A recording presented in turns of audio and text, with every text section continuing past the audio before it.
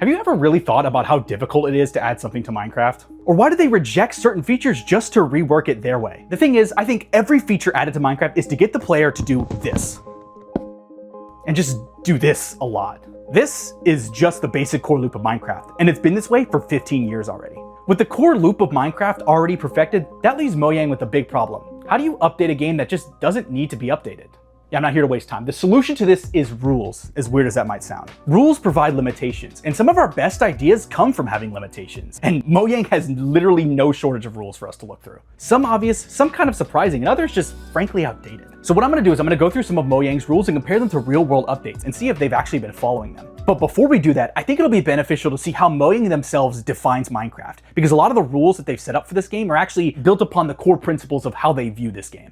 Plus, it kind of highlights some of the difficulty in actually developing updates for this game. So in the official internal game design book, which is kind of surprising we actually have a copy of this, I don't know how it ended up online, but hey, here it is. Jens defines what his interpretation of Minecraft is. It might seem like a game like Minecraft needs no introduction, but it's kind of helpful to have a shared common vision when you're working with a team of hundreds, if not thousands of people. The first three principles he talks about is Minecraft is exploration, Minecraft is adventure, and Minecraft is creativity. And frankly, they're in that order for good reason. You would think a game like Minecraft would have Minecraft is creativity as its first design guide. The real challenge of a sandbox game is actually getting the player to want to be creative. If you ever made something in real life, you probably set out to do it with some kind of goal. Maybe you felt inspired and wanted to bring something to the world. Maybe you wanted to make some money. Or maybe there was a third thing that I didn't come up with the third one. Regardless of the reasoning, the urge, the true desire, there was a cause that caused you to want to be creative. But the challenge of doing that in a video game is that the player has much less stakes and thus less of a reason to be creative in a fake world than the real world. So the real question is, how does Mojang get them to be creative? I think the big thing they try to do is to make the player curious about the world around them. This is what Jens directly says. What's behind that hill? What's inside this house? Where can I find the best spot for my villa? Curiosity is a strong motivation to play the game and push forward. The sense of infinity inspires players and boggles their imagination. It doesn't matter that most players never go far away from the world's starting point.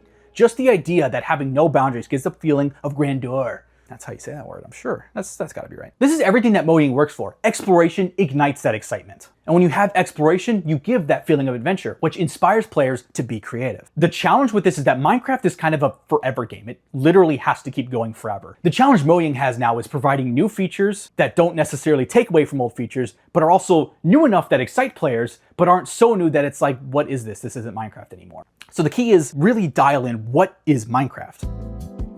Minecraft is engineering. Creativity for some people is through logic and technology. Players should feel like they're able to break the limitations of the game. There needs to be a balance with it though. There needs to be challenge in finding these exploits. If an exploit's too easy, then everyone's just going to do it. If an exploit is just ridiculous, then it kind of seems like they're lazy or they're just bad at programming. Or it can feel like the game is just generally unpolished, which makes it less fun. Minecraft is persistent. You know why it needs to be. Minecraft is limitless. There's no limit to the money that players should spend. Oh, this is Microsoft's. Oops. If the player feels like there's limits to what they can do or where they can go, it kind of puts a whole damper on that creativity thing. Yes, games have limits on them inherently, but the point is that Minecraft feels expansive. It feels limitless. Minecraft is ridiculous. Lots of things featured in Minecraft are a bit silly.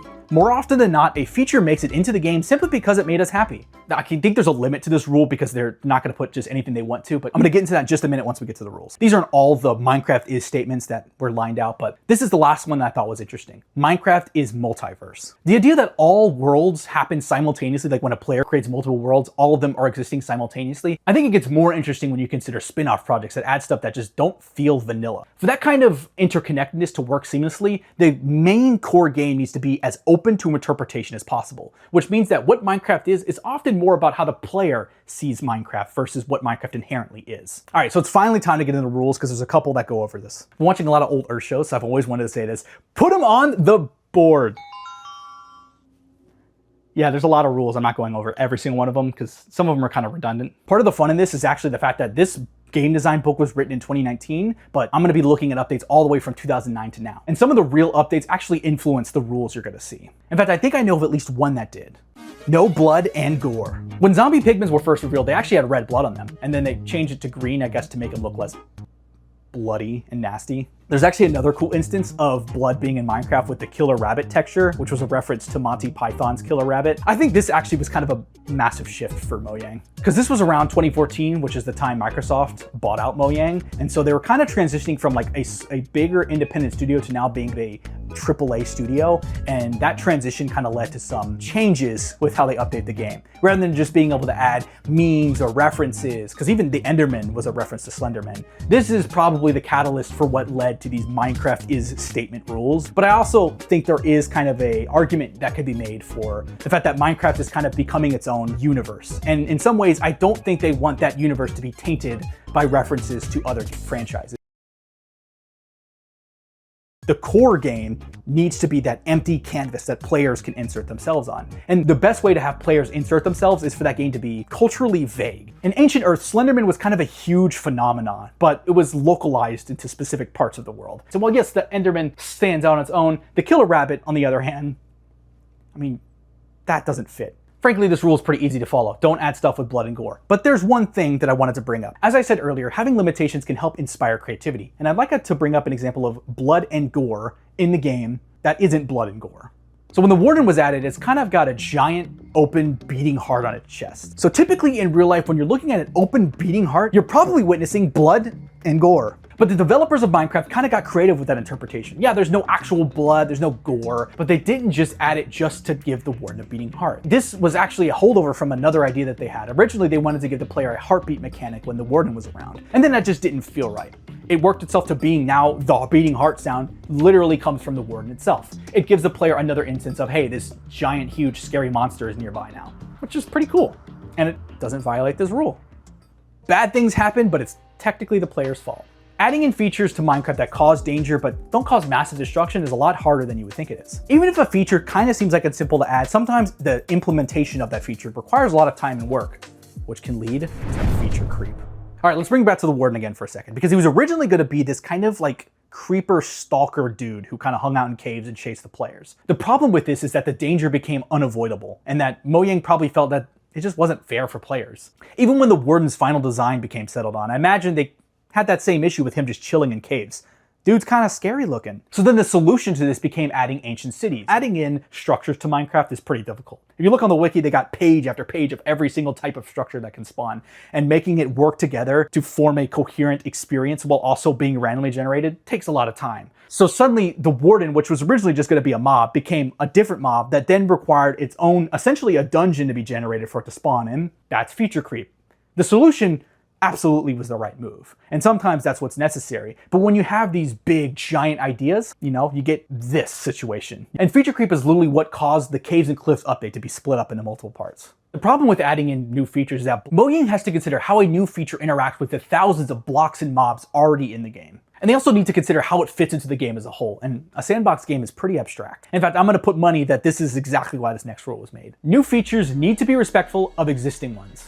Different is more interesting than better, and that is true for both gameplay and power metrics. So at the beginning of this video, I said that Minecraft's core gameplay loop is already perfect. But on top of that, the core progression that a player goes through is already pretty much locked in place. So when Mojang adds blocks and tools like netherite, or the elytra, or the mace, they're very careful about where they put it into the game and what this new feature actually does. So netherite's in the nether, obviously, but it's in there for a specific reason. It's more powerful than diamonds, and the only way to get to the nether is to at least have diamonds at some point. You need a diamond pickaxe to mine obsidian to make the portal to go to the nether.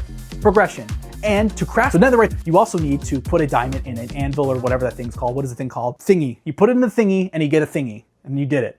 That's progression. It's now added on to the experience. Minecraft isn't like Terraria, where the progression system just kind of goes on and on and on, but the enemies also get progressively harder. And typically when they add in stronger gear like the netherite, they'll try and counteract it by adding another harder enemy, like the Warden. Even if you're not meant to fight the Warden, netherite helps you survive it at least. All right, enough about this guy. Get out of here. Get out of here. Go away. Sorry, that was kind of rude. Just go in your little hole, please. I got a video I'm doing. All right, the elytra. The elytra lets players fly around, but it comes at the cost of not being able to wear actual armor in the chest plate slot. The mace actually can do the most damage out of any weapon, but the trade-off is that you actually have to do like special movement things to get it to happen. You have to jump up in the air and slam on the ground for it to work. So in the original progression system, you get the stone sword, it kind of replaces the need for the wooden sword, which kind of violates this rule. But that's the hard part. Adding in a new feature that's now respectful of existing ones is really difficult, because progression system kind of implies that, hey, I don't need this old thing anymore because I've got a new, better thing. So when the new thing comes out, the power metric is now about how it is different rather than better. Even if some of the things are better, what works for you is more so about how you play with the game. All right, these rules are taking longer than I thought. I'm gonna be here all day at this, right? It's time for a speed round. Keep it vanilla. We should make sure we expand the game in all directions and let the community deep dive into their favorite topics. I think this rule is partially the reason for the switch from larger updates to game drops, because it allows them to focus on smaller aspects or smaller features that expand off the core gameplay loop. Things like Happy Ghast, mob variants, and the Pale Garden have new experiences that allows the players to play the game differently without, you're still building stuff. Plus, this game's kind of a games as a service and is, competing for attention with things like Roblox and Fortnite, and smaller updates just allows them to kind of be in the public consciousness more. But that's a whole different video. That's a matter for a different day. No item is truly unique. You don't find like named legendary weapons like you do in Borderlands or something. Something like the mace or the crossbow is a unique weapon, but they're still kind of generic. The player can make it unique by enchanting it or by naming it, but the appearance is meant to be the same. All right, here's a 2-for-1. There is no Steve and Alex, and human characters are human beings. Early on in dev Minecraft, there was these kind of human characters that were added as tests. There hasn't been any real attempt to add human characters since like the pigmen, which at one point were actually originally supposed to be the villagers. Alex and Steve now function as marketing, Minecraft is not an editor. This is a big one. I don't know how this ended up in the speedrun. Okay, I lied. I do now. I put it in here, but we're gonna come back to it. You are not wearing a HUD. I find it interesting because Jens is actually personally against the F3 screen, but since it's a legacy feature, players kind of just expect it to be in the game, so I don't think there's much you can do about it. But I'm just bringing it up because these rules aren't hard set rules. They're guidelines. Sometimes the HUD is the only solution that really works. The villagers use a HUD because they couldn't find another way to make it work without the mechanic just being cumbersome for the player to use. In fact, early on in development, they used a bartering system, kind of like they had with the piglins, where you would throw an item on the ground and the villager would pick it up, inspect it, and throw an item back out. So kind of interesting how that feature made its way back into the game eventually.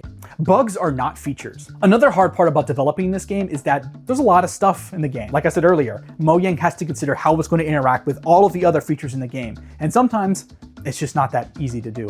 In a game where you have more controlled variables, you can kind of understand, hey, the player's gonna be in this location at this specific time, and it's not gonna affect other features. But in a sandbox game, you don't get that luxury. The player can go and interact with features that were never intended to interact with each other. And the thing is that sometimes those interactions aren't intended, but the player ends up relying on them. So to the player, this bug is a feature now. For example, players used to be able to cure zombified villagers over and over and over again. They would just zombify them, cure them, zombify them, cure them, and they would get a discount. That was not intended. Usually though, when they patch out bugs and features like this, they try to replace it with an official version. I never used this bug myself, but old version of Minecraft, they had the booster track glitch, which I guess would allow you to move faster. They patched out this bug and replaced it with powered rails, which lets you move faster. The thing about removing bugs like this is it kind of sucks when your playstyle feels like it isn't respected. You relied on this feature and all of a sudden it's gone now for balance sake. There's a lot of under the hood things that frankly I don't really understand, but Mojang has to change it because when a feature is working unintentionally, when they replace it with an official version, they can kind of update that feature later on and document it a lot better so that they're able to continue to keep the game updated and be more polished.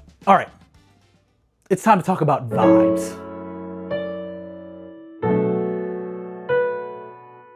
The thing about Minecraft is that it really does have a vibe to it. Something intangible that you really can only feel.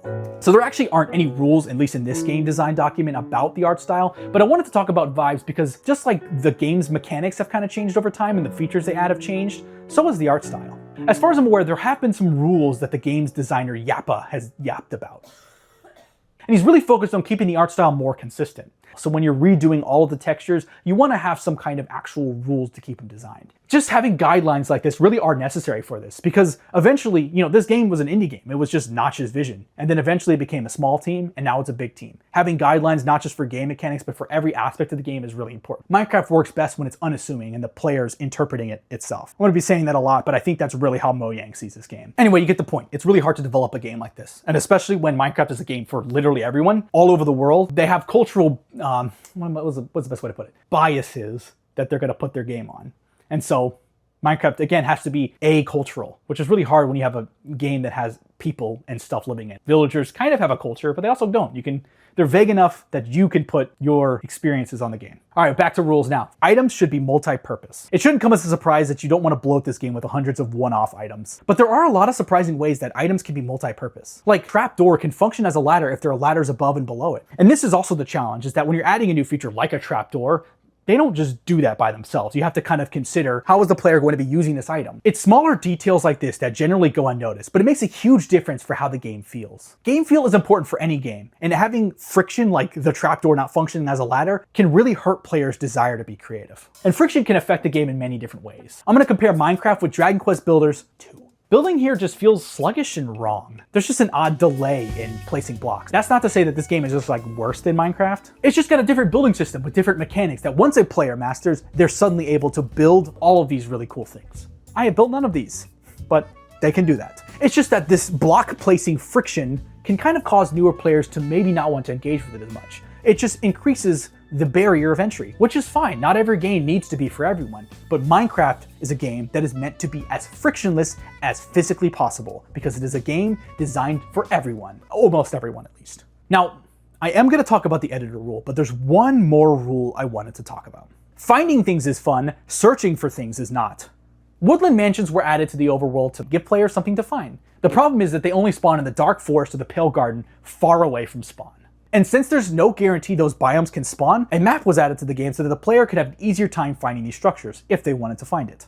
Plus, it gives the cartographer, a villager type, another feature. There's a rule about that. So I just got done saying Minecraft needs to be as frictionless as possible, but sometimes friction is actually necessary. The fact that there's a progression system in this game at all means that Minecraft does have friction. If there was no friction, there would be no reason to get better tools. Mining diamonds requires getting iron. You have a progression system and there's a reason to do that. But now there's friction. It's just an essential part of the game. And again, that's why these rules are written in quotation marks. They're guidelines, they're principles, they're fences. I don't know, it sets up a ballpark for what the developers are supposed to be doing. And that's the thing, as the game evolves, some of these rules just need to be broken, frankly. Now it's finally time to get on to the last rule, the one that I was talking about earlier. Minecraft is not an editor. There's no way to get around it. This rule, it's been broken. Minecraft is just so much bigger than adding features to survival mode. There's thousands of people whose entire career revolves around this game. Each update has not only the weight of providing a satisfying gameplay experience in the game, but also ensuring that this game stays alive for years to come. So creative mode kind of functions as an editor mode, but there now is actually an official Minecraft editor, just straight up an official version of it, which lets players create their own maps, content, add-ons, whatever it is. So Minecraft is now an editor. It's just, I think this rule is for survival mode. So survival mode, if that's the rule for this, then it hasn't been broken. But I think in some ways it kind of has. Rules are guidelines. This game is evolving over time. It's not bad that a rule has been broken. It's a natural part of the process. When rules are no longer serving their purpose, it's time to get rid of them. And I bet you if there was an updated version of this game design document, Minecraft is not an editor would probably not be in there. All of the things I talk about really is just scratching the surface of developing this game. Mojang isn't perfect, but considering how many variables there are to developing a sandbox game, things really could be a lot worse. Video complete.